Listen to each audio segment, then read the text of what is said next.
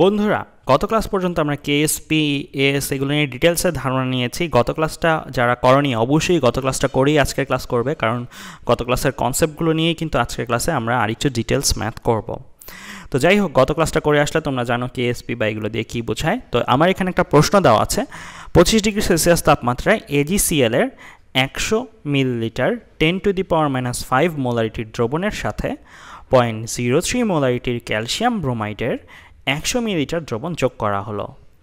Silver ব্রোমাইডের পদক্ষেপ তৈরি হবে কিনা, আর দেয়া আছে সিলভার ব্রোমাইডের কেএসপি কত 5 × 10⁻³ তো আমরা এখানে আসলে কি পাচ্ছি, একটা জারের মধ্যে দুই ধরনের আলাদা আলাদা দ্রবণ মিশানো হচ্ছে। সো এজিসিএল এর 100 মিলিলিটার 10⁻⁵ মোলারিটির দ্রবণ আবার ক্যালসিয়াম ব্রোমাইডের 0.03 মোলারিটির 100 মিলিলিটার দ্রবণ যদি মিশাই একটা পাত্রের মধ্যে নিয়ে, তাহলে দেখো এই পাত্রটার মধ্যে আমাদের পদক্ষেপ তৈরি হবে কিনা সিলভার ব্রোমাইডের, সেটাই কিন্তু আমরা বের করব।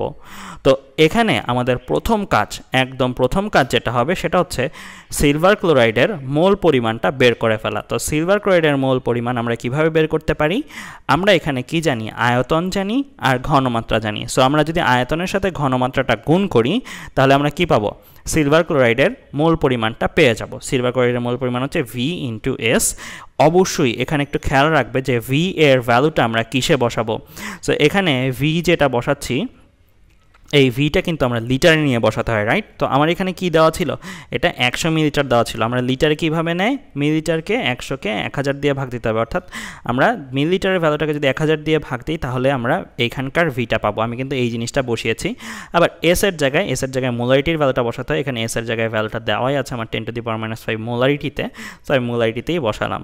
সো এই ভ্যালুগুলো যদি আমি বসাই তাহলে আমি কি পেয়ে যাব, তাহলে আমি NaGCl-টা সেটা পেয়ে যাব, অর্থাৎ মিশ্রণের মধ্যে আসলে কত মোল পরিমাণের সিলভার ক্লোরাইড মিশানো হয়েছে সেই পরিমাণটা পেয়ে যাব। একইভাবে মিশ্রণের মধ্যে ক্যালসিয়াম ব্রোমাইডের পরিমাণ কতটুকু হবে সেটাও কিন্তু আমরা বের করতে পারবো। সেটা কিভাবে বের করব, ক্যালসিয়াম ব্রোমাইড আমরা লিখব NCABr, এটাকে কি লিখতে পারি, এটাকেও V × S লিখতে পারি, যেহেতু এটাও আমার মোল পরিমাণ বের করার জন্য আমার ঘনমাত্রা আর আয়তন পাচ্ছি।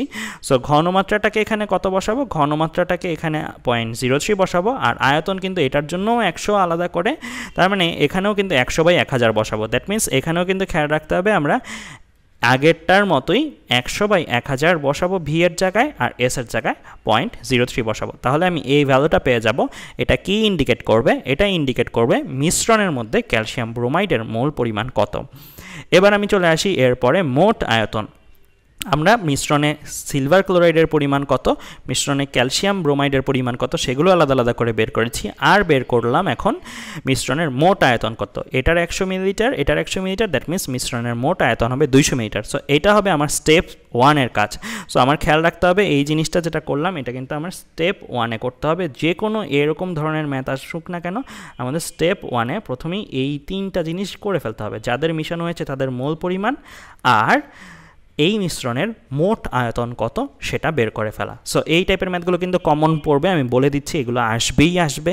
সো এগুলোর ক্ষেত্রে স্টেপগুলো আমাদের একটু মনে রাখতে হবে, কারণ পরীক্ষার হলে দ্রুত করতে হলে স্টেপগুলো মনে থাকলে সহজ হয়। তো যাই হোক, স্টেপ 1-এর কাজ শেষ হলে পরের স্টেপের কাজটা একটু গুরুত্বপূর্ণ। পরের স্টেপে আমরা বের করব যার পদক্ষেপ পড়বে সেটার আলাদা আলাদা আয়নের পরিমাণ বের করব, আয়নের ঘনমাত্রা বের করব। যেমন আমার এখানে সিলভার ব্রোমাইডের পদক্ষেপ পড়বে কিনা জানতে চাওয়া হয়েছে। তো সিলভার ব্রোমাইডের আলাদা আলাদা করে সিলভার প্লাসের পরিমাণ কত, ঘনমাত্রা কত মিশ্রণে, ব্রোমাইড মাইনাসের অর্থাৎ ব্রোমাইডের ঘনমাত্রা কত মিশ্রণে, সেগুলো আমরা আলাদা আলাদা করে বের করব। তো সিলভার প্লাসের পরিমাণ কোথা থেকে আসবে, সিলভার ক্লোরাইড থেকে আসবে, কারণ ওর সোর্স কি, ওর সোর্স হচ্ছে সিলভার ক্লোরাইড। আর ব্রোমাইড কোথা থেকে আসবে, ক্যালসিয়াম ব্রোমাইড থেকে আসবে, ওর সোর্স হচ্ছে ক্যালসিয়াম ব্রোমাইড, তাই ক্যালসিয়াম ব্রোমাইড থেকে আসবে। সো এখানে কিন্তু খেয়াল রাখা জরুরি কার পদক্ষেপ পড়বে তার আয়নগুলো নিয়েই কাজ করবো। অনেকগুলো আয়ন কিন্তু এছাড়াও আছে, সোডিয়াম, এখানে কিন্তু আমার ব্রোমিন আর সিলভার ছাড়াও ক্যালসিয়াম ছিল, ক্লোরাইড ছিল। সো ওদেরকে নিয়ে কিন্তু কাজ করেছি কাকে নিয়ে, সিলভার প্লাসকে নিয়ে আর ব্রোমাইডকে নিয়ে। তো আমরা লিখে ফেলবো সে কোথা থেকে আসে, সেই সোর্সটা থেকে তার আয়নিত ফর্মটা যেহেতু সিলভার ক্লোরাইড থেকে সিলভার প্লাস আসে, তাই সিলভার ক্লোরাইডকে আয়নিতভাবে ভাঙালে এটা লিখতে পারি। আমরা মিশ্রণে অলরেডি সিলভার প্লাসের মোল পরিমাণটা জানি, যেটা কিনা কত 10⁻⁻6। তো সিলভার ক্লোরাইডের মোল পরিমাণটা লিখে ফেললাম, তার নিচে রিয়াকশনের নিচে লিখে ফেললাম। সো এই যে 10⁻⁻6 মোল পরিমাণ থেকে সিলভার প্লাস কত মোল পরিমাণ ক্রিয়েট হতে পারে, এটা কিভাবে আসবে, এটা সংখ্যানুপাতিক সমীকরণ ব্যবহার করে এসেছে। সংখ্যানুপাতিক সমীকরণ কিভাবে ব্যবহার করে আমি একটু ছোট করে সাইডে ব্যবহার করে দেখাই। তোমরা এইভাবে ব্যবহার করেছিলে, আমরা এটা পড়েছিলাম কোথায়, কেমিস্ট্রি ফার্স্ট পেপারের ফার্স্ট চ্যাপ্টারের ক্লাসগুলোতে। So NAG plus divide by NAgCl, এটা তাদের মৌলের অনুপাতগুলো লিখে ফেললা, আর যার যার পাশে তার তার সহগ, ওর সহগ কত 1, ওর সহগ কত 1, সো সহগ হচ্ছে 1, সহগ হচ্ছে 1। তো এখান থেকে তুমি কিন্তু NAG প্লাস ইকুয়াল টু দেখতে পাচ্ছ NAgCl, আর NAgCl এর ভ্যালু কত, NAgCl এর ভ্যালু হচ্ছে তোমার 10⁻⁻6, তার মানে এটার ভ্যালু হচ্ছে 10⁻⁻6। সো সহগ যদি থাকতো অন্য কিছু 1 ছাড়া, তাহলে কিন্তু অন্য রকম মান আসতে পারতো। তো যাই হোক, আমরা এই জিনিসগুলো আর আলাদা করে রাফে দেখানো দরকার নেই, এগুলো আমরা একবারেই করে ফেলবো।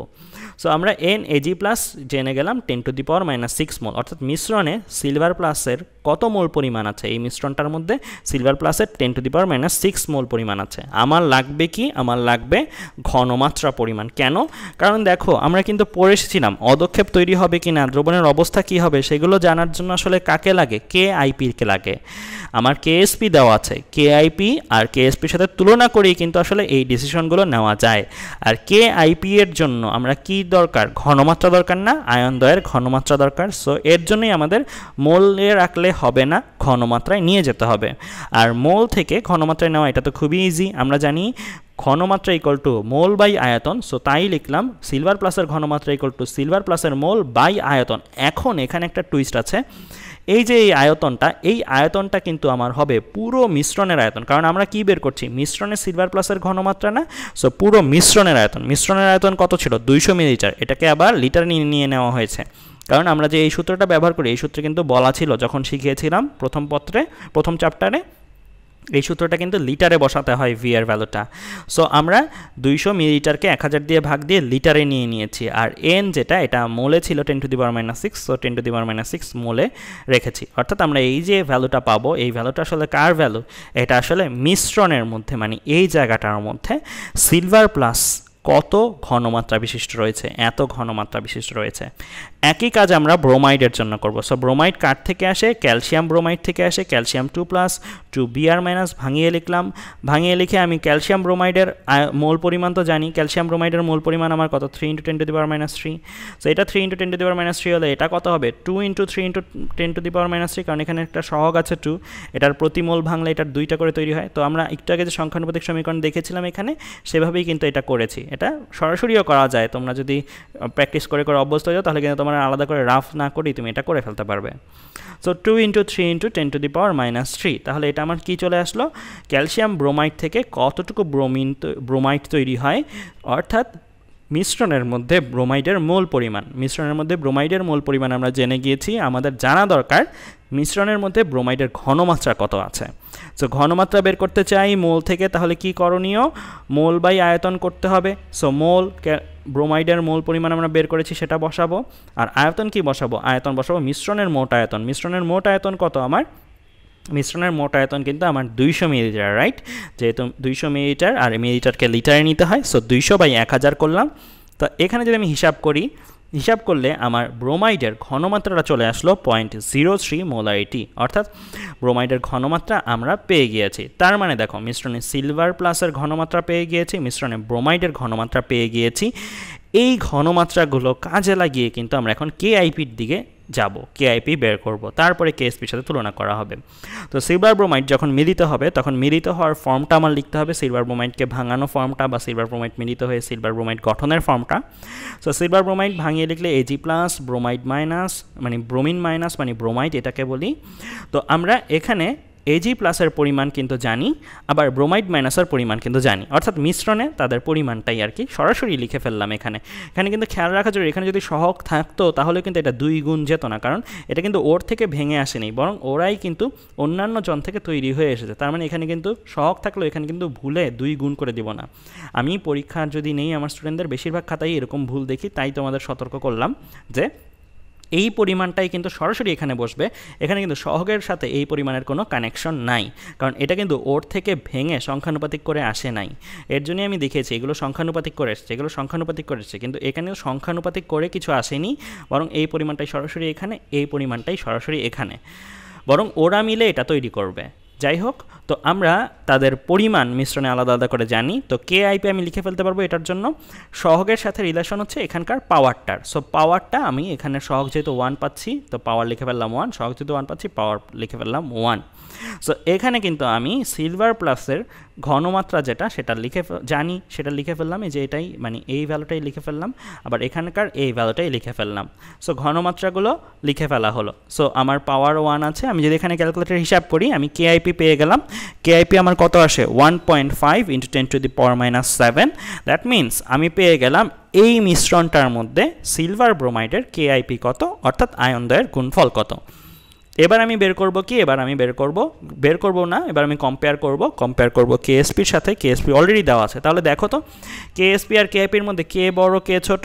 সো আমরা দেখতেই পাচ্ছি এখানে কেআইপি এর ভ্যালুটা 10⁻⁷ আর এটা 10⁻13। দ্যাট মিনস অনেক বড় কেআইপি কেএসপির তুলনায়। সো কেআইপি যদি বড় হয় তাহলে আমার সিদ্ধান্তটা কি, এজিবিআর এর অর্থাৎ সিলভার ব্রোমাইডের অদক্ষেপ পড়বে। যদি সমান হতো তাহলে কি সিদ্ধান্ত নিতাম, সম্পৃক্ত দ্রবণ তৈরি হবে। যদি ছোট হতো কেআইপি তাহলে কি সিদ্ধান্ত নিতাম, অসম্পৃক্ত দ্রবণ তৈরি হবে। সো আমরা কিন্তু এরকম করে কেআইপি বের করে সিদ্ধান্ত নিতে পারি। তো একই রকমই আরেকটা ম্যাথ যেখানে এখানে একটু টুইস্ট আছে, সেটা আমি একটু তোমাদের দেখাবো। টুইস্ট মানে কি, যেখানে ভুল করে থাকো তোমরা। তো একই টাইপের ম্যাথ দেখো, অন্যান্য কেমিক্যাল নিয়ে করা। 25°C তাপমাত্রায় সোডিয়াম হাইড্রক্সাইডের 40 মিলিলিটার 0.05 মোলারিটির দ্রবণের সাথে 6 × 10⁻⁴ মোলারিটির জিঙ্ক সালফেট এর 50 মিলিলিটার দ্রবণ যোগ করা হলো। কোনো অদক্ষেপ তৈরি হবে কিনা। এখানে জিঙ্ক হাইড্রক্সাইডের কেএসপি দেওয়া আছে 1 × 10⁻17।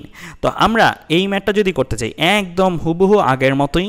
সো আমরা প্রথমে কি করব, মিশ্রণে যাদের মিশানো হয়েছে স্টেপ 1 এর কাজ কি, স্টেপ 1 এর কাজ হচ্ছে মিশ্রণে যাদের মিশানো হয়েছে তাদের মোল পরিমাণ বের করে ফেলা। সো আমি তাই করেছি, সোডিয়াম হাইড্রক্সাইডের মোল পরিমাণ V × S দিয়ে করেছি। এখানে ভি হচ্ছে কত 40 মিলিলিটার।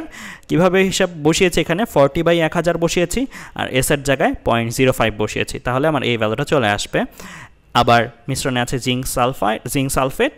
সো জিঙ্ক সালফেট যে আছে, জিঙ্ক সালফেটের মোলারিটিটা এস এর জায়গায় বসিয়েছি। ঘনমাত্রা 50 মিলিলিটারে ছিল, এটাকে 50/1000 হিসেবে এখানে বসিয়েছি, লিটারে নিয়েছি 50/1000 করে।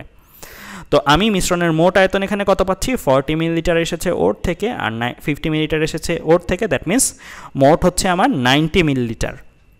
তার মানে আমরা মিশ্রণের প্রথম ধাপগুলো শেষ করলাম, মিশ্রণে যারা আছে তাদের মোল পরিমাণ আর মিশ্রণের মোট আয়তন। এবার সেই মিশ্রণে জিঙ্ক প্লাসের পরিমাণ আর হাইড্রক্সাইড মাইনাসের পরিমাণ বের করব। এখানে একটু টুইস্ট আছে, সেটা কি, বলা হয়েছে কোনো অদক্ষেপ পড়বে কিনা, কিন্তু কার অদক্ষেপ পড়বে সেটা নিয়ে কোনো কথাবার্তা বলা নাই। এই টাইপের প্রশ্নই কিন্তু আসে। তাহলে তুমি বুঝবে কিভাবে কার আয়তন বের করবে, কার ঘনমাত্রা বের করবে।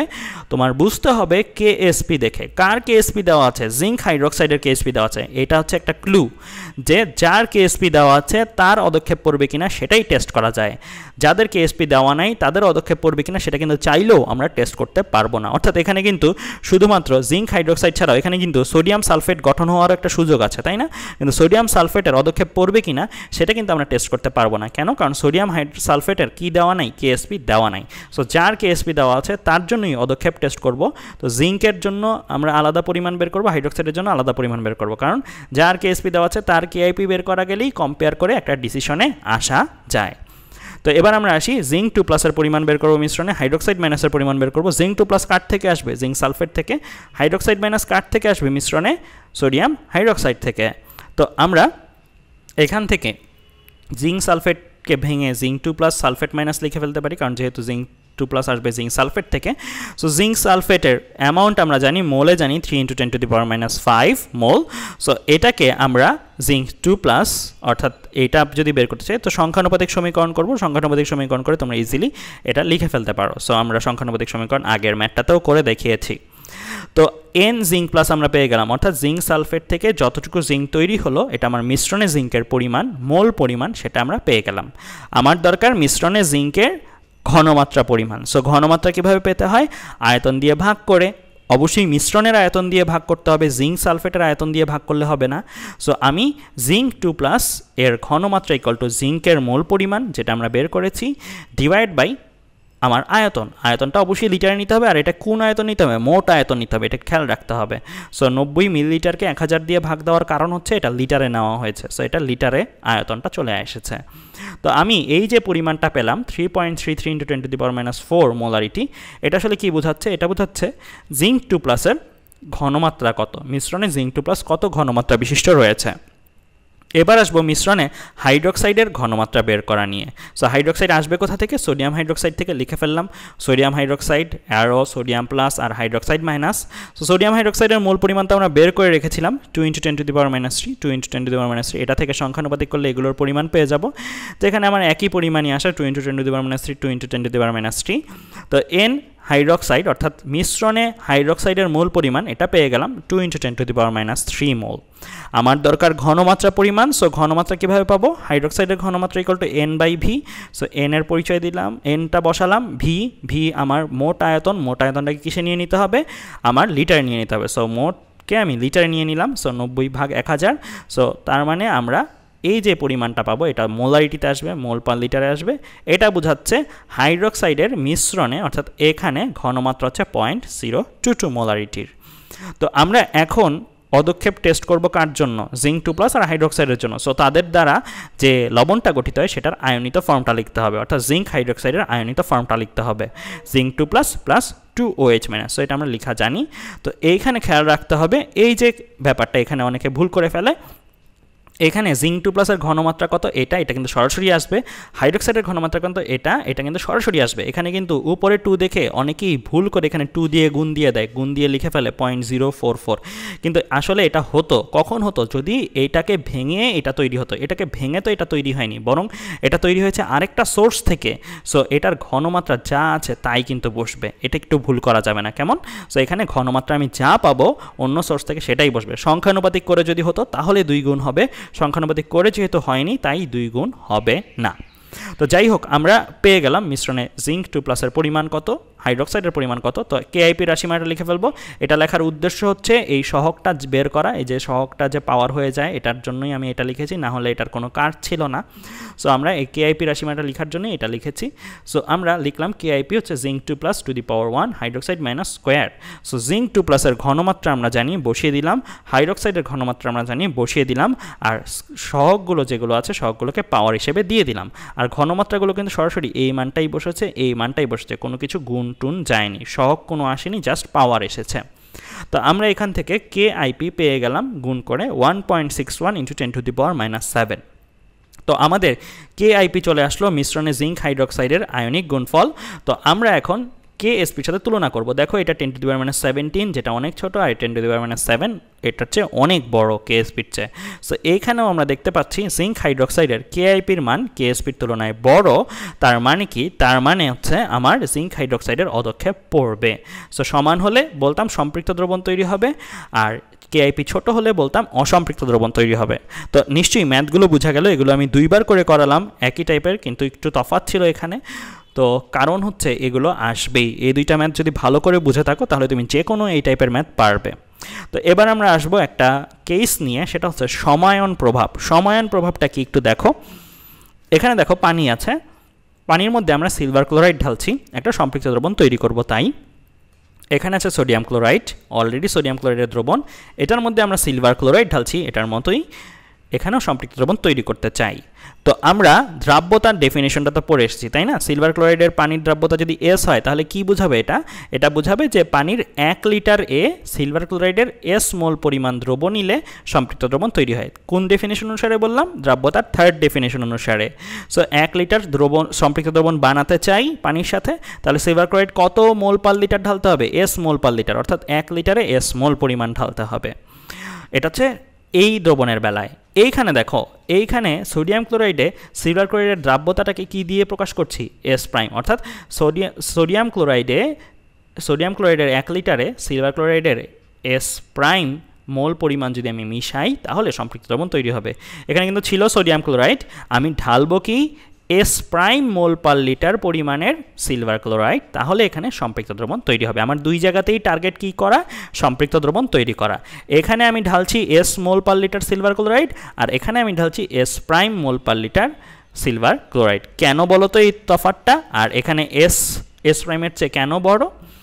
কারণ চিন্তা করে দেখো, সোডিয়াম ক্লোরাইড দ্রবণে কিন্তু আগে থেকেই কিছুটা ক্লোরাইড ছিল, আর আমি ঢালছিও ক্লোরাইড। তার মানে এখানে দ্রাব্যতা জিনিসটা আসলে কি, নতুন করে কতটুকু ঢাললে সম্পৃক্ত দ্রবণ তৈরি হয় সেটা না, আগে থেকেই এখানে কিছু পরিমাণ ক্লোরাইড ছিল যে জায়গায় এখানে আগে থেকে কোনো ক্লোরাইড ছিল না। তার মানে এখানে নতুন করে যে পরিমাণের ক্লোরিনের প্রতি চাহিদা থাকবে সম্পৃক্ত দ্রবণ তৈরি করার জন্য, এখানে কিন্তু নতুন করে সেই পরিমাণ ক্লোরাইডের প্রতি চাহিদা থাকবে না, কারণ অলরেডি কিছুটা ক্লোরাইড কিন্তু তার মধ্যে উপস্থিত আছে। তো লেখাটা দেখো, কেননা সোডিয়াম ক্লোরাইডে আগে থেকেই ক্লোরিন থাকায় নতুন ক্লোরিন তথা সিলভার ক্লোরাইড নেবার প্রবণতা কিন্তু কম থাকবে। এই যে এই প্রবণতাটাকে আমরা বলি সমায়ন প্রভাব, অর্থাৎ এই যে প্রভাবটা পড়লো একই আয়ন উপস্থিত থাকার কারণে সেটাকে আমরা বলি সমায়ন প্রভাব। নামটা দেখো, কমন আয়ন ইফেক্ট, কমন পড়েছে না আয়নটা, সো এর জন্যই এই প্রভাবটা দেখা গেল।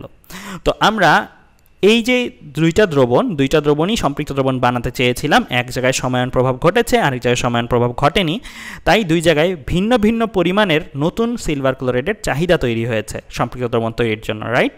সো এখানে যে পরিমাণ মিশাচ্ছি সেটা একটু কম, এখানে যে পরিমাণ মিশিয়েছি সেটা একটু বেশি, অর্থাৎ দ্রাব্যতায় ভিন্নতা আমরা লক্ষ্য করেছি। কিন্তু কেএসপি বলতে একটা টার্ম ছিল না? কেএসপি মানে কি, সম্পৃক্ত দ্রবণ তৈরি হবার পরে তার মধ্যে থাকা আয়নগুলোর যে গুণফল সেটাকেই তো আমরা বলি কেএসপি, তাই না? সম্পৃক্ত দ্রবণের বেলায় সম্পৃক্ত দ্রবণ তৈরি হয়ে যাওয়ার পরে যে আয়নগুলো থাকবে সেই আয়নগুলোর গুণফল, সেটাই তো আমরা জানি কেএসপি। তো এখানেও যখন সম্পৃক্ত দ্রবণ তৈরি হবে, যে পরিমাণের ক্লোরাইড থাকবে, যে পরিমাণের সিলভার থাকবে, এখানেও যখন সম্পৃক্ত দ্রবণ তৈরি হবে সেই পরিমাণের ক্লোরাইডই কিন্তু থাকতে হবে, রাইট? তার মানে খেয়াল রাখবে, এখানে নতুন করে ঢালার পরিমাণ ভিন্ন হবে, বাট ঢালার পরে সম্পৃক্ত দ্রবণ তৈরি হওয়ার পরে এখানেও যে কেএসপি পাবে তুমি সিলভার ক্লোরাইডের, এখানেও কেএসপি কিন্তু একই পাবে, অর্থাৎ কেএসপিতে কিন্তু কোনো ভিন্নতা থাকবে না। এটা কিন্তু খুবই একটা ইম্পর্ট্যান্ট আইডিয়া যে সমায়ন প্রভাবটা কিন্তু আমার দ্রাব্যতাতে প্রভাব ফেলে, বাট কেএসপিতে কিন্তু কোনো প্রভাব ফেলে না। সো কেএসপির মান কিন্তু অ্যাজ ইট ইজ থাকবে। সো এই প্রভাবটা আমরা যদি একটা ম্যাথের মাধ্যমে দেখতে যাই তাহলে আমাদের আইডিয়াটা ক্লিয়ার হয়ে যাবে।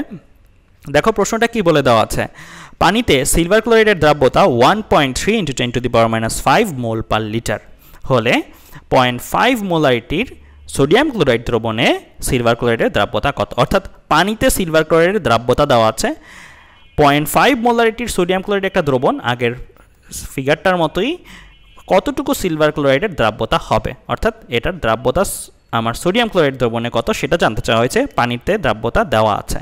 আমরা যেহেতু জানি পানিতে বা সোডিয়াম ক্লোরাইডে সিলভার ক্লোরাইডের কেএসপি একই থাকবে, সো আমরা আগে যেটা করব কেএসপি বের করে নিব, আর কেএসপিটাকে আমরা ব্রিজ হিসেবে ব্যবহার করে এইখানে সিলভার ক্লোরাইডের দ্রাব্যতাটা বের করব। তো আমরা যদি কাজ করতে চাই আমরা লিখে ফেলবো সিলভার ক্লোরাইডের আয়নিত ফর্মটা সিলভার প্লাস আর ক্লোরাইড মাইনাস। সো আমরা এখানে ঘনমাত্রা ওয়াইজ যদি লিখি, আমার দ্রাব্যতা যদি হয়ে থাকে পানিতে এস, তাহলে সিলভার প্লাস কতটুকু তৈরি হবে পানিতে এস পরিমাণ, আর ক্লোরাইড কতটুকু তৈরি হবে এস পরিমাণ। কিভাবে এসেছে এগুলো? সংখ্যানুপাতিক সমীকরণ ব্যবহার করে। তো আমরা এখান থেকে কেএসপি রাশিমালা লিখতে পারি Ag+1 ক্লোরাইড -1, কেননা সহগ হচ্ছে আমার 1 করে। তো আমরা এখান থেকে এই রাশিমালাটা লিখে ফেলতে পারি না, সো এস এর মাধ্যমে যদি লিখি তাহলে 1s⁻1 এই যে আমরা যে শর্টকাট শিখেছি এখান থেকে সরাসরি এটা লিখার, ওইভাবে লিখে ফেললাম। তো কেএসপি ইকুয়াল টু কি লিখতে পারি? s²। সো এখানে আমরা দেখো এস এর ভ্যালু জানি, পানিতে দ্রাব্যতা যেটা সেটা বসিয়ে দিলে আমি কি পেয়ে যাব? তার কেএসপি পেয়ে যাব না? আর কেএসপি কিন্তু পানিতে একরকম আর সোডিয়াম ক্লোরাইডে একরকম এমন কিন্তু না, কেএসপি কিন্তু পানিতেও যা সোডিয়াম ক্লোরাইডেও তা থাকবে। দ্যাট মিনস এটা কিন্তু একাধারে পানিতে সিলভার ক্লোরাইডের কেএসপি আবার সোডিয়াম ক্লোরাইড দ্রবণেও সিলভার ক্লোরাইডের কেএসপি হিসাবে কাজ করবে। তো আমরা এই কেএসপির ভ্যালুটাকে কাজে লাগিয়ে সোডিয়াম ক্লোরাইড দ্রবণে যদি আসি, আগে আমাদের বের করে নিই আমরা একটা জিনিস, সেটা হচ্ছে আমাদের তো সোডিয়াম ক্লোরাইডের ঘনমাত্রা দেওয়া আছে দ্রবণটার, ওই সোডিয়াম ক্লোরাইড এত ঘনমাত্রা বিশিষ্ট দ্রবণে কতটুকু ক্লোরাইড অলরেডি আছে, মানে আমি সিলভার ক্লোরাইড ঢালার আগেই কতটুকু ক্লোরাইড ওই দ্রবণটার মধ্যে আছে সোডিয়াম ক্লোরাইড দ্রবণটাতে, সেটা আমরা একটু বের করি। তো সোডিয়াম ক্লোরাইড আমাদের 0.5 মোলারিটির বলে দেওয়া আছে। তো এই দ্রবণে সোডিয়াম ক্লোরাইড 0.5 মোলারিটির সোডিয়াম ক্লোরাইড দ্রবণে আসলে ক্লোরাইড আমি পাবো কত মোলারিটির? 0.5 মোলারিটির। কীভাবে এসেছে এটা? সংখ্যানুপাতিক সমীকরণ করে। তো আমরা আসলে কি করছি জানো? আমরা আসলে 0.5 মোলারিটির সোডিয়াম ক্লোরাইড দ্রবণ, অর্থাৎ 0.5 মোলারিটির ক্লোরাইড থাকা অবস্থায় আমরা নতুন করে সিলভার ক্লোরাইড ঢালবো যেন এই কেএসপিটা মিট হয়।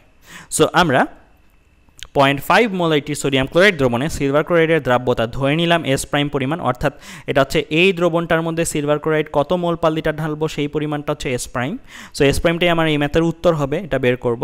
সো আমরা আবারও সিলভার ক্লোরাইডকে ভাঙিয়ে লিখলাম সিলভার প্লাস ক্লোরাইড মাইনাস, এই ক্ষেত্রে সিলভার ক্লোরাইড ঢালবো কতটুকু, এই দ্রবণের মধ্যে এস প্রাইম পরিমাণ সিলভার ক্লোরাইড ঢালবো।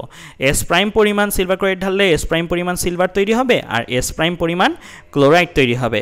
এখানে একটা জিনিস বলে রাখি, এই এস প্রাইমের পরিচয়টা কি? এস প্রাইমের পরিচয়টা হচ্ছে আমার নতুন করে সিলভার ক্লোরাইড ঢালার ফলে কতটুকু ক্লোরাইড আসলে দ্রবণে নতুন করে যাবে। আর এটা কি? এটা হচ্ছে দ্রবণে অলরেডি কতটুকু ক্লোরাইড আছে, আর এটা হচ্ছে দ্রবণে সিলভার ক্লোরাইড ঢালার ফলে কতটুকু ক্লোরাইড আসবে। এটা হচ্ছে ঢালার ফলে কতটুকু আসবে, আর এটা হচ্ছে আগে থেকেই কতটুকু ছিল।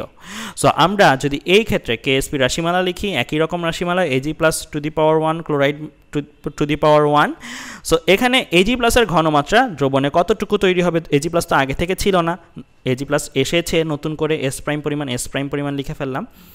আর ক্লোরাইডের যে ঘনমাত্রা, দেখো ক্লোরাইডের ঘনমাত্রার ক্ষেত্রে একটা টুইস্ট আছে, আগে ছিল 0.5 সেটা লিখলাম, আর নতুন করে ঢালা হয়েছে কত, এস প্রাইম, সো সেটা লিখলাম। আমরা কি জানি সম্পৃক্ত দ্রবণ তৈরি হয়ে গেলে দ্রবণে যেই আয়নগুলো থাকে তাদের গুণফল, আয়নদ্বয়ের গুণফলই কি কেএসপি না? সো আমার আগেই কিন্তু ক্লোরাইড ছিল 0.5, তো সেটা আসলো, আবার নতুন করে ঢালার ফলে যেইটুকু ক্লোরাইড আসলো সেটাও আসলো। সো আমার সম্পৃক্ত দ্রবণ তৈরি হলো, ধরো সাপোজ এস প্রাইম পরিমাণ সিলভার ক্লোরাইড মিশনের ফলে, তাহলে দ্রবণে ক্লোরাইডের অবস্থাটা হবে এরকম। আর যেহেতু সহগ 1 তাই পুরাটার উপরে পাওয়ার হবে 1। আর খেয়াল রাখতে হবে, এখানে যদি আমার 2 থাকতো, এই 2টা কিন্তু দুইজনের সাথে গুণ যেত না, শুধু এস প্রাইমের সাথে গুণ যেত। এখানে যদি আমার 3 থাকতো সহগ হিসেবে, এই জায়গাটার মধ্যে 3 থাকলে এটা কিন্তু শুধুমাত্র এখানে 3 আসতো, পাওয়ার হতো 3, পাওয়ার দুইজনের উপরই আসবে, বাট সহগটা কিন্তু শুধু এস প্রাইমের সাথে আসবে। এটা কিন্তু অনেকেই ভুল করে ফেলে। তো যাই হোক, তো আমরা এখানে যদি হিসাব করি, হিসাব করলে আমরা লিখতে পারি এরকম কিছু, যে আমার এই ভ্যালুটা কেএসপি ভ্যালুটা এটাই বসালাম, পানির জন্য যেটা বের করেছি সেটা সবার জন্য একই থাকবে। আর এখানে 1s prime to the power 1, 1s prime plus 0.5 to the power 1। তো আমরা এখানে হিসাব করলে পাই 3.199 ইন্টু 10 টু দি পাওয়ার -10, কারণ একমাত্র আয়ন হিসেবে আমার এস প্রাইম আছে। তুমি জাস্ট পক্ষান্তর করে হিসাব করলে আমরা এই জিনিসটা পাবো। So S prime equal to এত মোল পার লিটার, অর্থাৎ আমি 0.5 মোলারিটির সোডিয়াম ক্লোরাইড দ্রবণে যদি নতুন করে 3.199 ইন্টু 10 টু দি পাওয়ার -10 মোল পার লিটারের সিলভার ক্লোরাইড ঢালি, তাহলে সেখানে সিলভার ক্লোরাইডের একটা সম্পৃক্ত দ্রবণ তৈরি হবে। তাহলে দেখো আমরা এভাবে কিন্তু ম্যাথগুলো করে ফেলতে পারি। তো আজ এ পর্যন্তই, ধন্যবাদ সবাইকে।